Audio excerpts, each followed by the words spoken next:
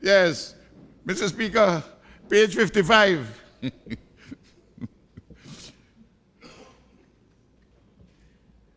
Wind studies, you told us about that. A study of the prevailing winds at the site, which should normally take 10 years before the project starts. In this case, the wind studies began simultaneously with the construction work. So you're going to halt the work, have the consultant, 5 years, 4.5 years of wind studies have been done. So you'll do another 5.5 years by the time you get around to finish your wind studies. The air hostesses announcing that your wife and children are arriving from Toronto on the 747.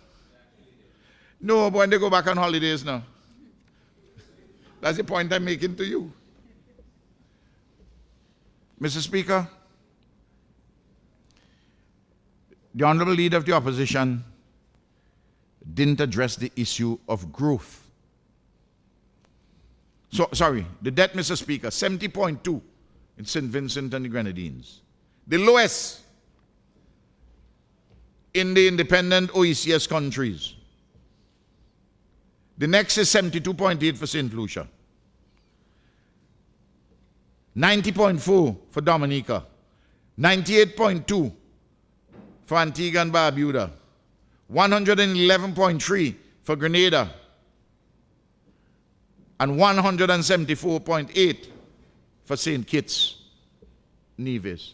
I asked the Honorable Leader of the Opposition, in putting down St. Vincent and the Grenadines, would he want to be in the situation of St. Kitts, Nevis, with its contrived surplus on the current account, but having a debt of 174.8, debt to GDP of 174.8 million? I mean 174.8%. Would he want to be like Grenada? 111.3%? Come on. This is why you don't take the caricature of an economy seriously, which is what the Leader of the Opposition has become.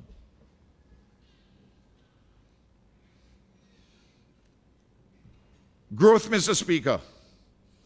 For the last, we don't have all the comparative figures for the other islands for 2010, but let's do 2008 and 2009. In 2009, we had a decline of 1.1%. St. Lucia had minus 3.6%. St. Kitts Nevis minus 9.6%. Grenada minus 7.7%. Dominica minus 2.2%. And Antigua and Barbuda minus 8.9% in 2009. I make the point here what I made in my budget speech, which was not challenged by anybody on the opposition side. That though we have had negative growth in the Eastern Caribbean Currency Union, in 09 and 010, 09 and 10, our decline was much less than the Eastern Caribbean Currency Union average. Now, this does not mean that we don't have our challenges. That's why I said we are not out of the woods. It's not a walk in the park. And that's why people decided to put this enterprise again in safe hands.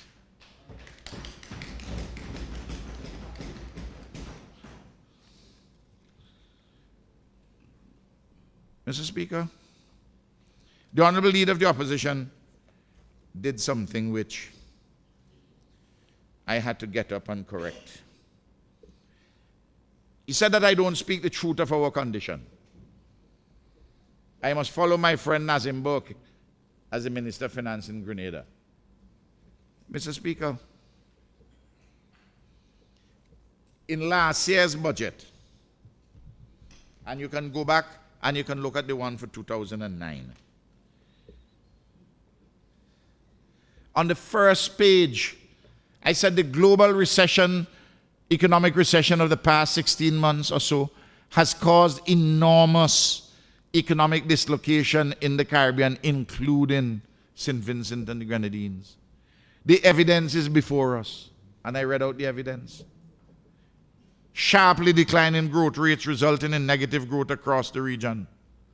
A rise in unemployment, a drop in government revenues, an increase in debt to GDP ratios, a fall in investment, including foreign direct investment, the decline in remittances from abroad, a fall in banana earnings occasioned largely by the continued erosion of trade preferences, a decrease in tourism receipts and exports of goods and services, externally sourced attacks on the international financial services sector, an increase in government spending, particularly on enhanced safety net provisions. Those are for the poor.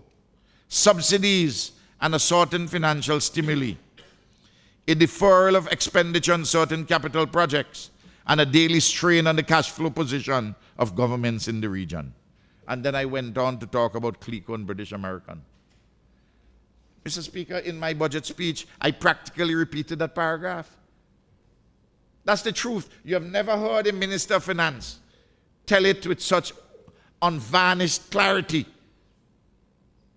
Why must I hide these challenges from the people when I'm asking the people to own their government and for let us work together in going forward? I understand, Mr. Speaker, the problems of the opposition in this, because becoming part and parcel of the process of owning a government would mean that they will have to reconcile themselves to an event which took place on the 13th of December.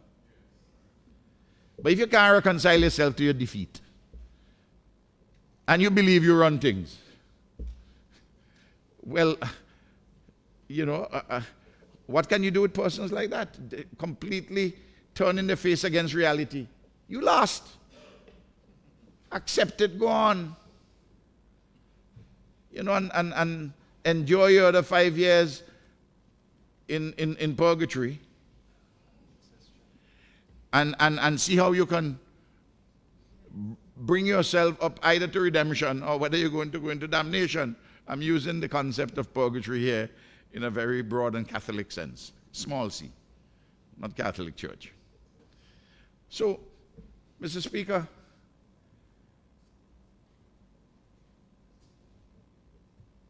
I tell the truth about what has happened. There's some who they talk about they're in for truth saying, but they duck things. I don't do that. The truth was told this year, as we did last year, fully about the challenges relating to pensions.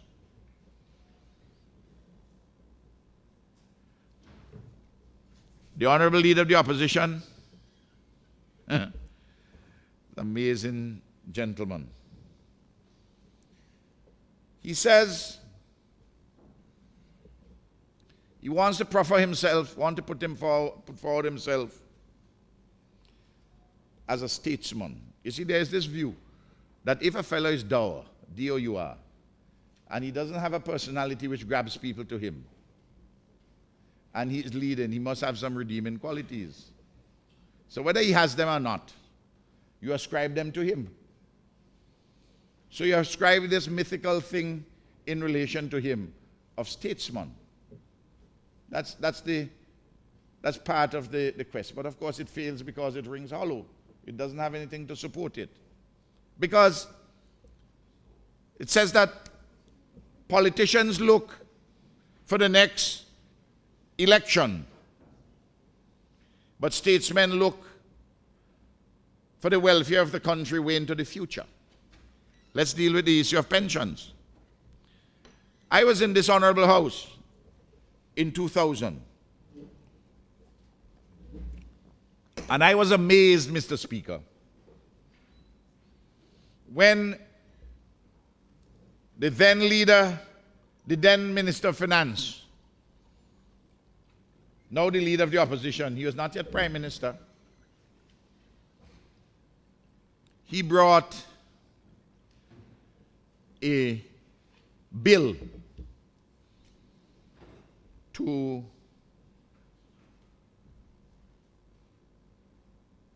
reverse the law in relation to pensions. In 1993, everyone who entered the public service from the 1st of January had agreed upon their entry, because that was the law, not to have a gratuity and pension from the consolidated fund. They said you would get it just from the NIS. Of course, they should have structured the NIS properly so that the public servants would not have been demanding the double pension from the consolidated fund and from the NIS and the gratuity. And that law was in place from 1993 until until May 2000. What transpired then? In April, the same Minister of Finance at the time brought a bill here which was honestly captured by the people as a whole, called the Greedy Bill, where the original bill which came, it went through several mutations. Even spouses of ministers were supposed to get pension after the minister had left this earthly city. And they increased the pension provisions for parliamentarians. And they did so in the immediate aftermath of what the then Minister of Finance, now leader of the opposition, when he had told the public servants on television, not 1 more cent for you, not 1 more cent. So the nurses and the teachers and everybody began to protest. They started it, and we got involved as the ULP. Mr. Speaker, among the things which the public servants were agitating for some time was to get the pension, what you call the double pension. And the Minister of Finance then came here. And he moved the bill. He moved the first reading, the second reading, third reading, passed it in 1 day, to remove the 1993 law so that the public servants will get the state pension, gratuity, and pension, and that from the NIS. On the other side, we said, we can't oppose this, but have you studied it? The then leader of the opposition, they were seeking to curry favor, the then Minister of Finance, they were seeking to curry favor with the public servants and teachers and police because they knew that an election was around the corner. I asked them, I said, you seriously think that you can butter up civil servants with this at this late stage and get their vote? He, the Minister of Finance, went and grasped the ignoble chalice of opportunistic politics. Went and grasped it. Statesman, where? Where is that? And now, because somebody asks me a question, Mr. Speaker, at a press conference, where somebody had said, well, I should not act like a politician, I should act like a statesman and do A, B, C, D, E, F, G things. And I said, the persons who are proffering me advice now are those who wanted to see my political demise.